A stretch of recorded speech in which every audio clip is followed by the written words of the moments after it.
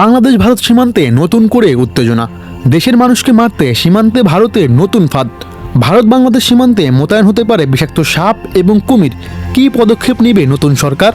ভারতের সীমান্তবর্তী এলাকাগুলোর নিরাপত্তা জোরদার করতে এমন কঠোর সিদ্ধান্ত নিতে যাচ্ছে ভারত সরকার। ভারত বাংলাদেশ সীমান্তে কুমির ও সাপ মোতায়েনের পরিকল্পনা নিয়ে কাজ করছে ভারতের সীমান্তরক্ষী বাহিনী। বিষয়টি সামনে আসার পর থেকে বাংলাদেশ সীমান্তবর্তী এলাকা জুড়ে তৈরি হয়েছে নতুন করে অস্বস্তি হওয়ারই কথা।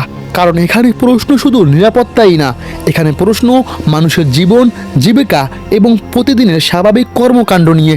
ভারতের কিছু জনপ্রিয় সংবাদ মাধ্যমের তথ্য মতে বাংলাদেশের ভারতের দীর্ঘ সীমান্তে নদী, খাল এবং জলভূমি দিয়ে ঘেরা। এই অঞ্চলগুলোতে কাঁটাতার দেওয়া প্রায় অসম্ভব।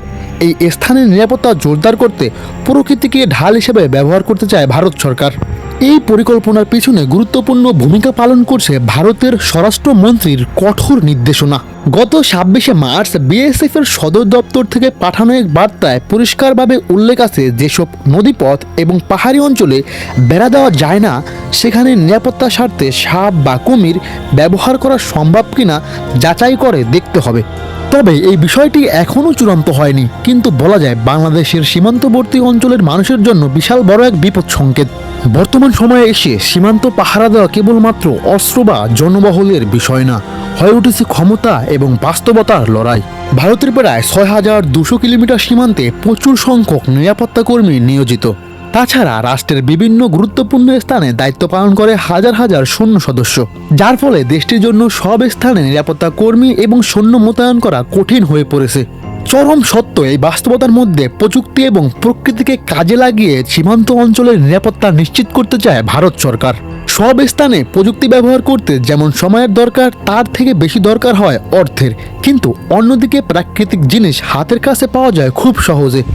তাই সীমান্তের নদীপথ কিংবা পাহাড়ি স্থানে প্রাকৃতিক প্রতিরক্ষা বলায় আলোচনায় উঠে এসেছে। তবে এই ব্যবস্থা কার্যকর হলে সবচেয়ে বড় বিপদের মুখে পড়বে বাংলাদেশের সীমান্তবর্তী মানুষ।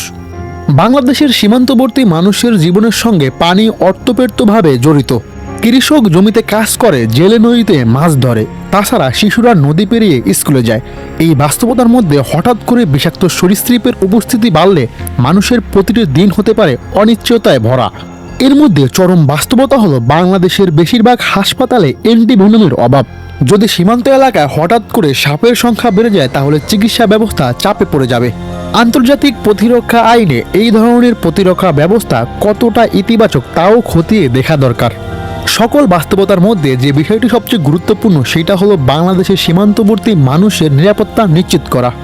বর্তমান সরকার বাংলাদেশের সীমান্তবর্তী মানুষের নিরাপত্তা নিশ্চিত করতে কতটুকু ভূমিকা পালন করবে সেইটাই দেখার বিষয়।